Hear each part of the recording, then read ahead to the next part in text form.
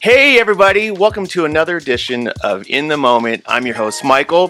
This is the start of my second season, and I couldn't be more excited than to have a very special, incredible guest. Her name is Jeannie O'Neill. She is a television producer, director, writer, entrepreneur. She's everything, and absolutely, as of right now, she's officially an author. This is her brand new book, Produce Your Life. How to Have a Creative Career and Financial Freedom. It's fantastic. It dropped last week. I've read it. I loved it. I actually bought a whole bunch of copies for Christmas gifts. And I'm being serious. This is very good. So, Jeannie, welcome. Thank you so much. Thrilled to do it, Michael. So, there's so much about you that, again, we have a backstory that we worked together years ago, which we're going to talk about. But I want to start off on the fact that I'm very excited about this book. And I'm being serious. You sent me a link the other day, and I was surprised. Like, wow, that's awesome that you've commended this. I want to just dive right into it. What inspired you? What was this creative spark that said, I need to write this book, and I'm doing it now? Yeah, I think since COVID, I became aware that I feel like more and more people just want to do what they want to do. So I wanted to help them do that because Mhm. it takes a little courage sometimes, right? Right. Because when you announce you want to be anything creative, from a wedding photographer to an actor like yourself to a producer and director like myself, you get a lot of pushback from people who maybe even have your best interest at heart. Maybe even it's your closest friends and your family. And the first thing they say is like, that's great, but do you think you can make a living at it? Right. And I kind of came up with those comments and I found it really frustrating because I'm like, well, no one asked my brother who wanted to be an accountant. Oh my God, do you think you can make a living at it? Yeah. So I really wanted to write this book to kind of dispel some of that fear Hmm. and explode a lot of myths that get put on you when you say, yeah, I intend to have a creative career. I intend to support myself. I mean, Right. you've done it, Michael. Yeah. I've done it. Yeah. 15 other people I interview in the book have done it. Right. So it's not impossible. And I kind of felt like I wanted to just share that. Hmm. Well, I mean, that's what's exciting. So, did you find that the process was easy? Because the great thing about this book is you talk about yourself and your journey, but also you do have other interviews with other individuals. I mean, and you talk about their stories, which I think is great. Some parallels for everyone can read this, young, old, everyone. This is a really great book, and I'm not just saying that. I'm being honest. It's like it does speak to everybody because there's so many components. In every little chapter, I think, has nuggets of information. So, did you find the process was very easy to write and it was just flowing, or like what really said, did you have any stoppage or blockades or say, oh, I don't want to do this because what I admire about you is that you got it done. Because so many people talk about it, but here you go. You just launched it. It's in audio, it's in hardback, it's in softcover, and it's really good. So tell us about that process. Yeah, it was a long process, Mhm. honestly. Um, at a certain point, I had done a proposal and I got it in front of some really good agents. And honestly, this was 15 years ago because I've had this, information. I've had a long career in Yeah, Hollywood. yeah, I've, yeah, yeah. I've been through the machine. I Right. felt like I've had some wisdom to share for a while now. And when I was going the traditional publishing route, I realized it's going to take a year to get an agent. Mm, They all liked the book, they liked the voice, but they wanted me to have 100,000 followers, mm, which was something I didn't have. And I thought, with the year to take an agent, the year to get a publisher, then the year to go through the editing, I just didn't want to spend that much time. right. So I tabled it 15 years ago. Oh my And God. now I decided, you know what? I can do all this now. I can become Mhm, a publisher and I can mhm, design the cover and I can mhm. hire the professionals I need to get this done. Right. So that's why I kind of did it now. And yeah, it was the creative process is different for everyone, right? Right. There were parts where it flowed. I knew exactly what I wanted to say. Hmm. And there were other parts where I really had to regroup and go, how am I serving my audience? What do people want to hear? And Right. I made sure, like, I think once I had a seventh draft, I tested it with people aged 20 to 30 because I Okay. I wanted to write in a voice that would appeal to people that age, but with the Right. wisdom of someone my age. Right. So I wanted to test it. So I did that Mhm. too. So yeah, all that took a long time, Yeah. years. Well, I respect it. I think, and I want you to delve a little bit more into the book. But one of the things, like my daughter is 26, and this is a book I'm getting her for Christmas. Like, seriously, because, it's that crossroads. And I think it's not only about, a writer, director, producer as yourself, it's also, I want to say, too, it's your journey as a woman and what you've gone through in a male dominated force as the entertainment world. And so, kind of like my daughter right now is like in between jobs, and it's that what if moment. And I feel like there's some really good stories in here from other people and their journey and how you might start with one thing and that completely changes, and it's never too late. And then I have a couple of other friends I'm getting it for just because I think they would appreciate the overall message, which you have in there, which you talk about some finance tips, just finding your tribe, um, some of the ways to kind of, think of yourself, in those motivational moments. So I think it's a well-rounded book. And so one of the things I want to dive into, which is great, is that you and I both worked together years ago on this little show called Unsolved Mysteries. And I think this goes in line with your book is I got a job at Unsolved Mysteries. I was like 20 years old. This is the original one with Robert Stack. And I worked there for 7.5 years. And I tell people that's my film school. I went to Hollywood And to be an that's an actor. eternity. It's an eternity. That's Like rare. today, to have a job for 7.5 years, Yeah. that's an eternity. Your daughter who's 26, Yeah. she's gonna have 15 jobs probably in her lifetime. Yeah, exactly. No, but that's going back to your book and the whole idea. I started with one idea to be an actor, and I just got this job, and then it helped segment. I never would have thought I'd be a producer. So again, your life can turn, and there's this journey, and I think that's what you talk about in some of these stories that some of the people that you interviewed. They had this one idea, and all of a sudden went completely different to doing what they love. There's that passion. You talk about the difference between work and a job. And I love all the little stories and tidbits that you have in there because, even the opening of your book, it's this quote by, I think, Mary Oliver about what are you going to do with this one wonderful life you have? What do you do with it? Don't waste it. Yeah, exactly. And I think, I don't know, I feel like people put so much pressure on themselves to like, I have to know my purpose and I have to know my career from day one and I have to Right, have it all figured out. And I think schools do that to us, society does that to us, sometimes our parents do that to us. right. And that's one of the myths I want to explode. I Hmm. don't think you have to have it all figured out from day one, nor should you. Because think about it. You said, you were like 18 and wanted to be an actor and thought, that's all I'll ever be. It's where my heart is. It's what I'm good at. Kumbaya. Well, that's great because that gave you some direction. However, at a certain point, you got married, you had a couple kids. Do you really want to let all the decisions of your grown up adult life flow from an 18-year-old? Right, No, because as you learn and grow and do different things, you get more data and you get more information. You're like, oh, this is what I love about being an actor. This is what doesn't suit me so well. right. And then you navigate more and more towards what you love and away from Yeah, what you don't. And yeah, I don't think we have to have that all figured out at 26 yeah, or 40 or yeah. 18 or whenever. I think that's a great thing. I'm still learning. I'm 55 right now, and I'm still looking at different opportunities and different things. All this has changed, and I think since COVID, a lot of us, I think, at this age range, we're like, what else is there? At least for me, I can say, what else is there? And that's why I like reading esoteric books or positive books or books that are all about challenging yourself and your mindset. And your book is what I admire about it. It's not a dense book. It's an easy read. It's an easy read. You can pick it up. There's a flow. Next thing you're like, oh, 20 minutes have gone by and I've just read all this good material. And you because I do want to talk about your career because you've had a fascinating career.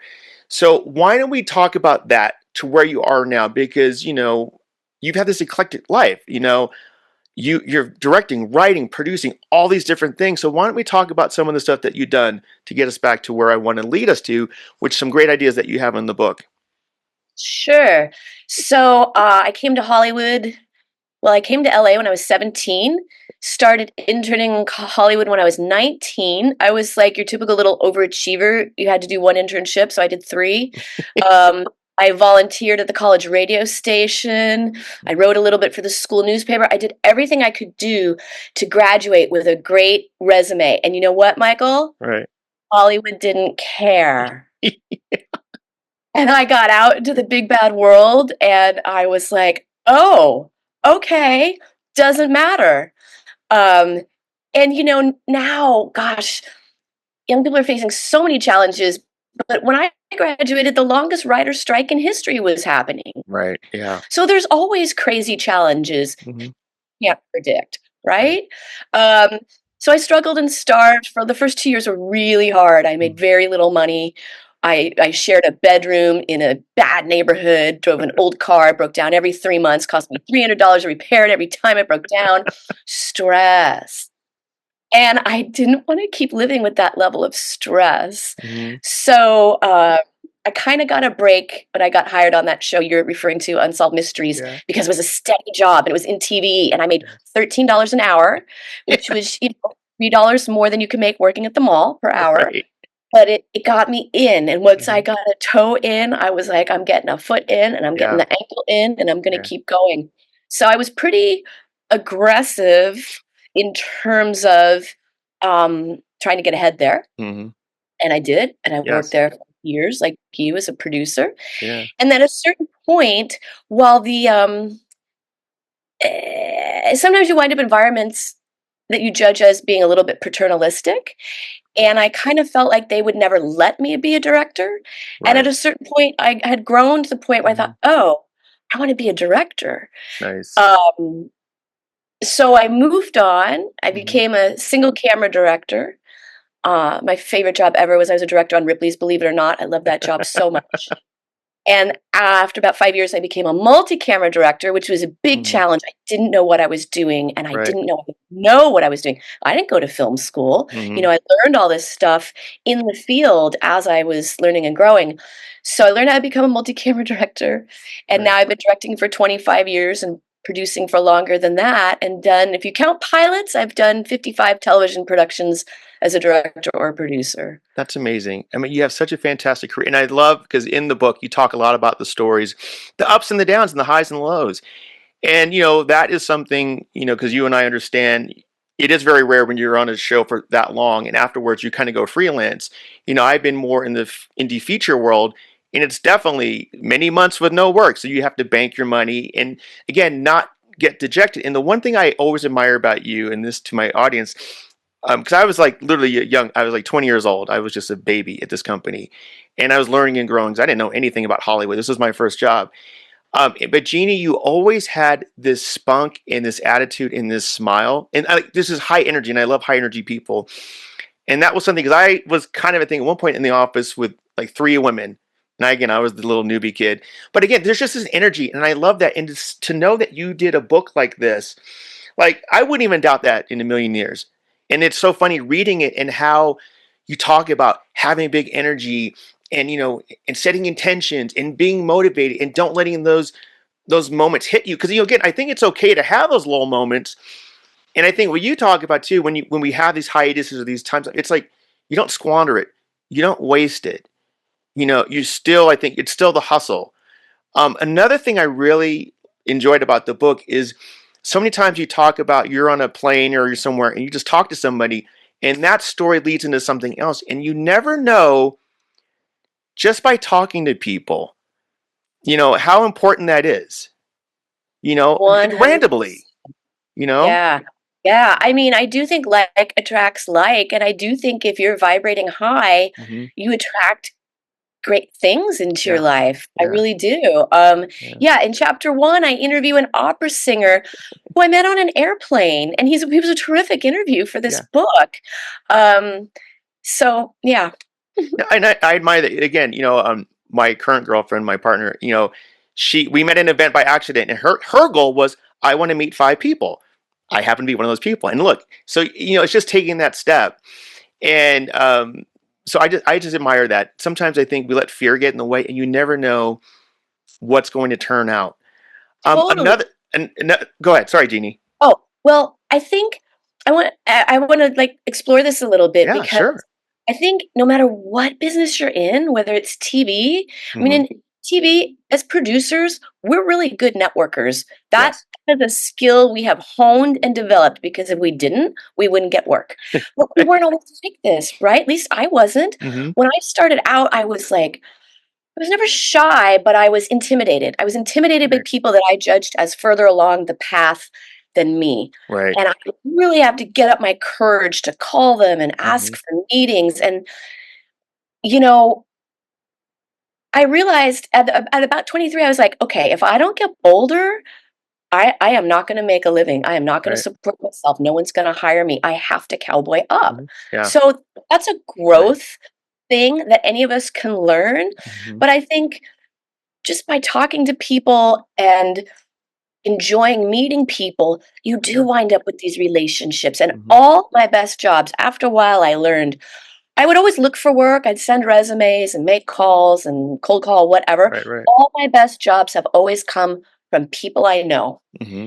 And I've made an effort through the years to maintain those relationships Yes. when I'm working and when I'm not working, Yes. because if I'm not working, they think of me and a call comes out of the blue Yes. and I'm like, "Oh, that's the job I want, not these Hmm. 3 that I've been sending out resumes to. This is the job the universe is giving me."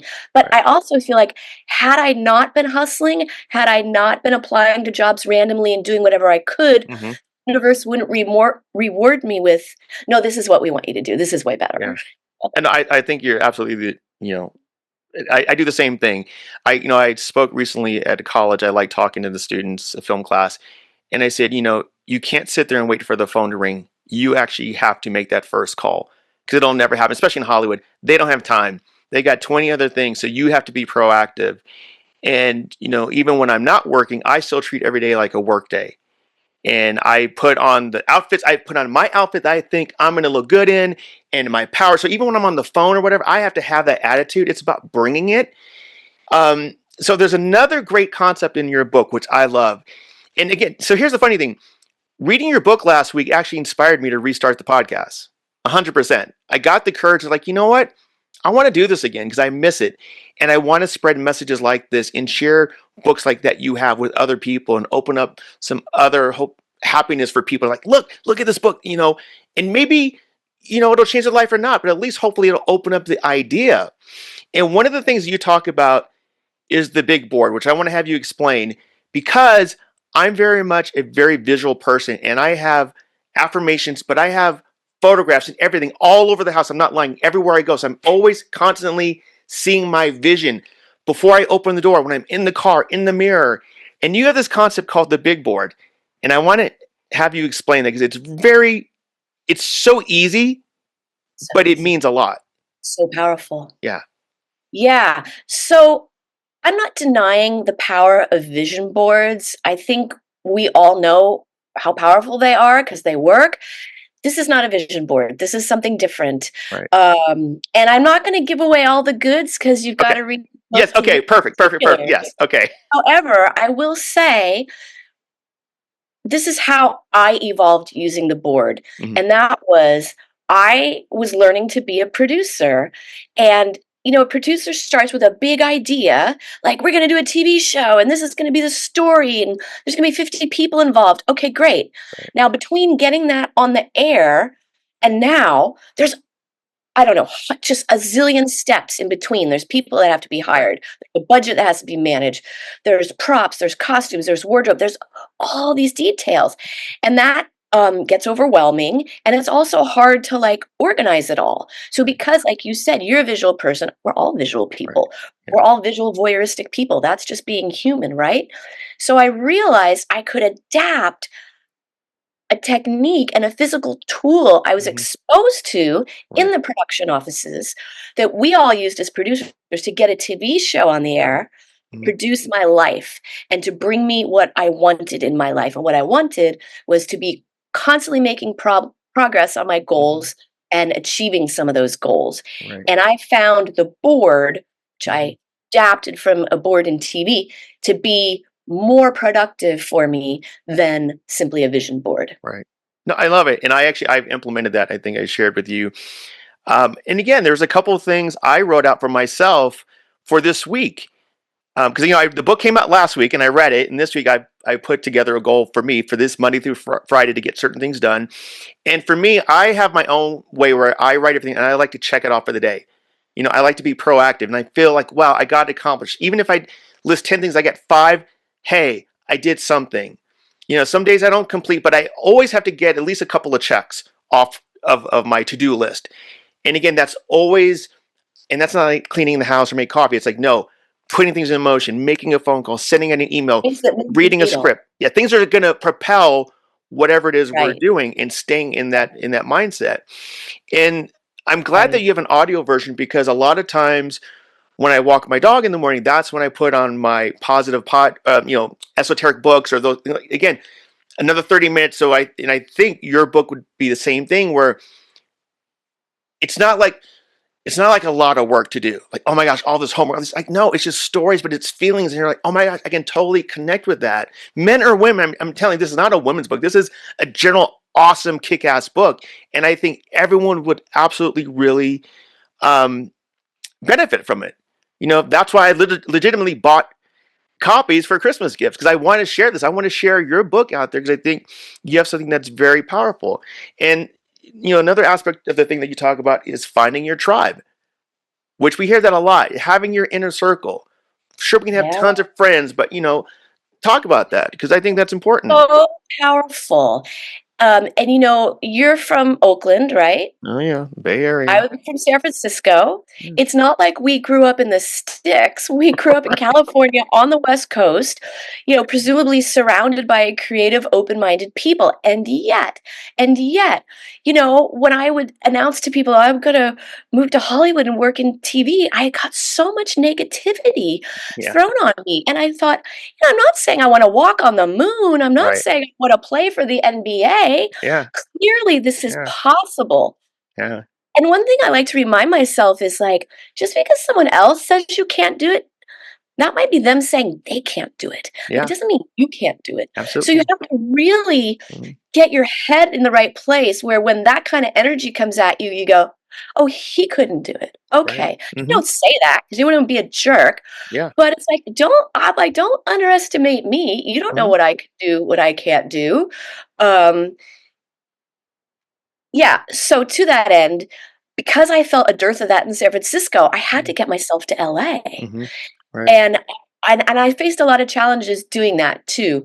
That wasn't I was the first one in my college to go I'm the first one in my family to go away to college. Yeah. I had to really push to come Hmm. to LA. And I knew Right. it was important because I knew I wanted to be around other people who didn't think this was such a highfalutin, crazy ambition, right? Right. And I got here, and I remember like I started saying what I wanted to do, and I remember my freshman year boyfriend was like, "Oh yeah, my uncle was a studio chef." I'm like, "What's a studio chef?"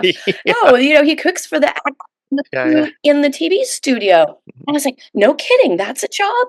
And the more I said what I wanted to do, I'd meet someone else who's like, "Yeah, well, I wanna be a director." And I'm like, Mhm. I didn't even understand what a director was. I really didn't for a long Yeah. time. Like, I didn't go to film school per se. So, you start to meet these other people Hmm. who then open you up to other opportunities and other ideas and expand your consciousness of what's even possible. Yeah. Um, like you thought you wanted to be an actor. I think Mhm. it's so common when you're a teenager. I thought I wanted to be a talk show host. And so I was like, right, I'm going to move away. At the time, the path was move away to a small market and do news and make $20,000 and go broke and work in the Mhm. snow. And I was going to do all that. But then the universe intervened and was Yeah. like, "No, we have other plans for you." Mhm. And I got on that show Mhm. we talked about Yeah. Unsolved Mystery, and I was like, "Wait, this is great. I'm a producer of a top 10 network TV show Yeah. with 40 million viewers, and I'm 25, and Yeah. I live in the place I wanna live in the sunshine year round." I'm like, "I'm not gonna move away and do news." So it works out how it's supposed to. You Mhm. gotta kinda have a little faith Yes. along the way, Yes. but I really do think if you're open Hmm. and up for it, the right things happen. Absolutely. I think that's it. You have to be open. and you have to just let the universe. I mean, again, because I know people, they'll just sit there all day long and like wait for the universe. Like, no, you actually have to put in the work. You have to put it out there for the universe to guide you and help you, because Right. yeah, you can't just sit there and Not just expect. daydreaming. Yeah, no, Daydreaming is daydreaming, and that's pleasant and knock yourself out, but it's not gonna get you a career. no, you got to put in the work. And again, I think that's the great thing. You do it, and you might realize, oh, these skill sets transfer into other areas. And I tell people that, like, sometimes when I talk to these students and they're like, well, I'm only a barista. I said, well, first off, you're around people. So you have to work in a fast-paced environment. You're dealing with money. You're dealing with personalities. You're perfect for Hollywood. So just you can take that and build off of it, but you already have a sense, of something. You have responsibilities. You have duties, whatever that is. So you can take those small grains and then just cultivate it into something that's going to blossom. And don't ever think, Cultivate. oh, well, I can't. Like, well, no, you can't. And again, not even just in movie world, but in other jobs. You know, Yeah. I because I think you used yeah, two really powerful words there. You said cultivate and you said grow, and they're both active words. When you're yeah, cultivating something, you're nurturing it, you're yes, working on it. When you're growing something, same thing. Those are yeah, verbs, you know? yeah. I love it. I get off on this stuff, and this is why I'm so. I really really did enjoy the book. So okay, what are you doing right now? And, I know we're promoting the book, all those elements, but what else are you on? Any shows right now? Are you anything we can look forward to? What is Jeannie up to? I know you travel a lot too. You're all over the world. Jeannie's doing yeah, I really love foreign travel, so I Mhm. made an effort to set up a lifestyle that would Mhm. support that. I wanted to Yeah. be able to afford foreign travel. I wanted to be Yes. able to have friends to go with who had the time and the money to do that with me. Mhm. So that's always been a goal. Um, I am just doing this. This has been in me for Okay. so long, and Good. it feels like the right time. Mm. And the third part of my book is all about personal finance Yes. because you got to get your money right. I If you know. want to have a creative career, this is how it's going to go. It's going to go Yeah. like this. Oh yeah. So you have to make yourself like this. And when you and I worked on that show together, I was staff for 5 years and then I got made freelance and Right. continued to freelance for 3 years. Mhm. Well, that decimated my income by tens of thousands of dollars. Right. That was a big adjustment. When I was on Ripley's Believe It or Not, there were three of us who were writer, producer, directors. Mhm. It was such a great deal. The first year I did it, Yeah. and I was like, "Oh, they're never going to let this go on," Good. because they had to keep paying us when shows got canceled. I'm like, "They're going to wise up." And sure enough, the next year we were all made freelance. Yeah. So every time that happens, it means my income drops by tens of thousands of dollars. Right. So part of what I wanted to write about was not just airy fairy stuff about follow your dreams, but how are you going Right. to pay for these dreams? Yes. Because money matters. Like the third part Mhm. of my book is called Money Matters, and it's a Yes. play on words. It's like money. So the reason I'm talking about it this way is because I was able to kind of retire young. Mhm. Nice. When COVID happened, on a show, I was staff. I'd been doing it for 3.5 years. It was the show Mhm. House Hunters Right. on HGTV. It's been Mhm. on for like 20 years. It wasn't going to go anywhere. Right. And I just decided I didn't want to do it anymore. Three and a Mhm. half years was enough. Right. And I hadn't been planning on retiring, but I thought, you know what? I can Mhm. retire early. Right. I can travel more. And I can take the time it's going to take to write this book and get this book and the audiobook out into the world and travel and give speaking engagements and Yeah. talks related to Mhm. it. So that's that's where I am. And it feels really good. It's nice too because, like I said, the finance is important, especially when we are freelance.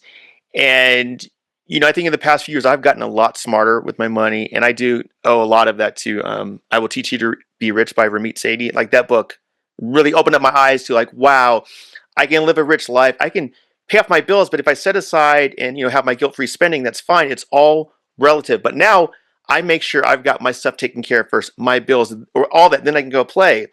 So like the other day, I went to go buy something. And I read your book, and I told my girlfriend, I'm like, do I really need it? I don't really need that. I want it, but do I need it? And I opted not to. And it was just more of that thing because it's the same, build up your nest egg first, then you can go play. but also be realistic because again, who thought of COVID? Who thought we were gonna have all these strikes? Luckily, I prepared myself. Right. But if I didn't, Yeah. I would have been screwed.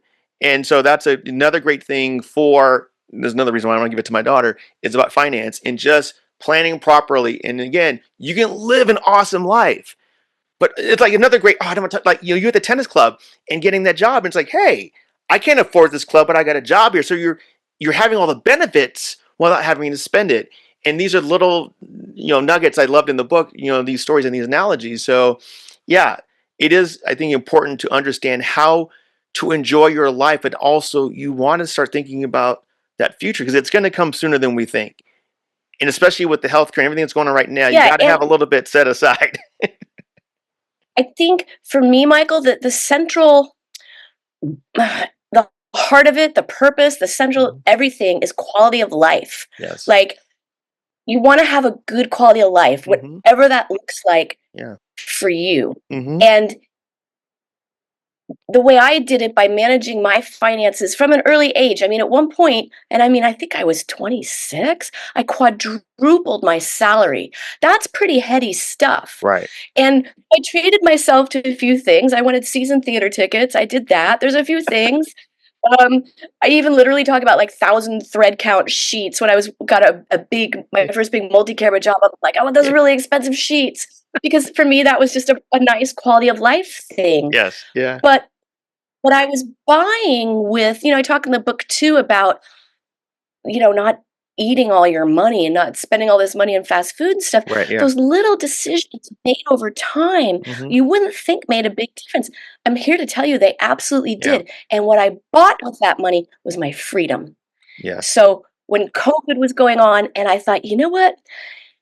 It was before vaccines and the show was starting back up. And I'm like, I don't want to do this. And I had the freedom not to. Right. And many times over the years, I would see a colleague take a job that, like, I knew that was going to be a terrible job. And I would think, why is he taking that job? Like, those Right. producers are mean and they Yeah. have a horrible schedule. And why is he doing that? And then, I go, so I go, oh, he has to because he's out Mhm. of money. He's desperate for a job. Right. So what I wanted people to do is to like take care of their personal finance so that they'd never be in a position where they had to take a crummy job. Because you talk, you hear, what are the bad jobs and the bad places to work. But if the rubber meets the road and you're squeezed, I just don't want you to ever have to be in that position. I want Yeah. you to have freedom and Mhm. independence. Or like, I think I tell this anecdote in the book. I had directed a Discovery Channel series and I got offered a second Discovery Channel series, but I had just planned a month-long safari to Africa with a friend that I'd been looking forward to for years. Yeah. And I was like, do I do the job? It was good money. It was a boss I liked. And it Mhm. was a hit show.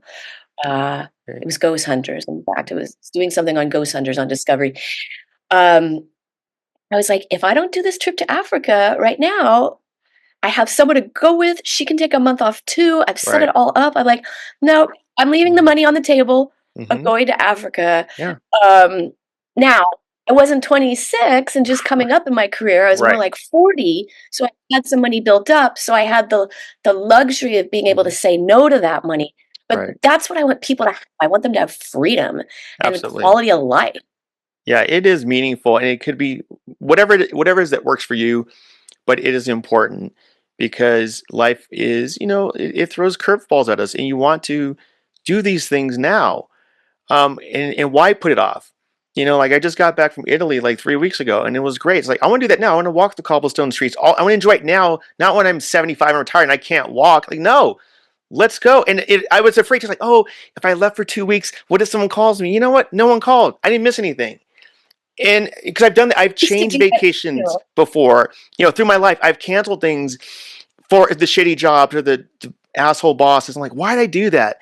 And it was one of those stupid things. I remember so back in the day when I'm divorced now, but my first marriage, and I was on a movie, and we got married, and I didn't do the honeymoon because I had to come back to work. And this was $100 million movie with Arnold Schwarzenegger and Ridley Scott at Warner Brothers, and they pulled the plug. Warner Brothers says we're not doing the movie. They fired everybody. They go, we're not doing the movie. So I'm like, wait a minute, I canceled my honeymoon to come back to work. And then, but that's also made me realize everyone's vulnerable. Because if you're pulling the plug on that type of a movie, no one is safe in Hollywood. So there's certain parts when we get older, Or like, you know what? anywhere. Yeah, like go I take the mean, don't trip, go do the thing. you think corporate America doesn't get downsized? Look Yes. at what's happening to people in tech. And, Yeah. we'll talk 5 years from now and it'll be a different thing. Oh yeah. So Hmm. you never know what's coming. Who Right. pictured global pandemic Yeah. as and they wrote about it for years, and I always had it in my consciousness, but who knew it would come now Yeah. so fast? Who knew Hollywood would get decimated like it's been decimated over the past 3 years since COVID and since the 2 strikes? So it's Yeah. like, I'm trying not to swear, crap is gonna come at you, Yeah. and you Absolutely. can't even imagine what it's gonna be. So that's why you gotta make yourself Yeah. really steadily, Mhm. mentally, emotionally, financially, Right. so that you can ride out those waves by going, "That's okay. Hmm. I have my money saved. Yeah. My health is good. My Yeah. mind is together. I Hmm. can ride out the storm," you know? I love it. I love this. Are you going to be on any talk shows? Oh, I'd love to. Let's get you on. We need to get you on all. I don't. Again, I haven't watched TV, so I don't watch daytime television. I know there's all in, but this is definitely for The View, or I don't even know what shows are on. I just know The View is the only one that I've heard of.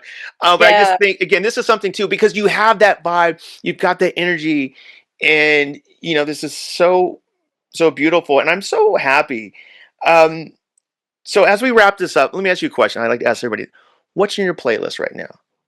What is Jeannie? What are you either listening to or reading? Like, what's in your playlist, just for fun? Like, Oh, okay, let me tell you what I'm reading. Um, so I'm reading the book Desi, oh, about Desi Arnaz. okay, A lot of people know Desi was credited with creating the 3-camera setup for how sitcoms have been shot yes, since the 1950s. hmm, And it's just a really interesting read, even if you okay, don't care about the tech of TV, because I never knew he grew up with a silver spoon in his mouth, was just very wow, wealthy in okay, Cuba, had everything. hmm, And then to what we were just talking about, the government collapsed, the dictator was right, shipped over, and he came here penniless wow, and was in Miami and, had to just hard scrabble hustle. hmm, He'd gone from the top to the bottom to back to the top again. And yeah, I think there's so many lessons in a book like that for all of us, if you're going okay, to work on a TV show or not, because it's all that same stuff that helps you succeed, right? Whatever yeah, your venue is. hmm, nice. Any shout outs that you want to give? We're definitely going to plug the book. I'll put it into the link. We'll have the link to the audio, to the hardcover, to the soft cover. Also, I think you do speaking engagements. I saw that on your website too, right? Yeah, I, Okay. I have oddly enough spoken at the Beijing Film Academy and the Okay. Shanghai Film School, Nice. and I talk regularly at Tulane because New Orleans is my favorite American city. Okay. So I love connecting with young people that way. I'm always Perfect. happy to do that. All right. Well, Jeannie, thank you so much. This is such a pleasure. I'm so glad you inspired me to restart this again. I really have got this newfound energy this week, and I'm not even lying. I'm actually being so sincere. It's a wonderful read, but also too, I just think you're just awesome. Like you're an awesome individual. There's certain people that come together in your life, and we went many years without seeing each other, and then I think we caught up again and we reconnected, and that's nice to have that. Like, oh, that season's coming back, and here's why. So I want to thank you for being not only a guest, but being an awesome person, just individually, just even the stories and how you are and how you interact. We need people like that all around us. And I just think you're fantastic. And I want to say thank you so much for being a guest. Thank you, Michael. This was so much fun. I really enjoyed it. Okay, until next time, this is your host, Michael Jones. Who knows what I'm going to have next week, but we'll keep you posted. Thank you, everybody. I'll talk to you soon. Bye bye.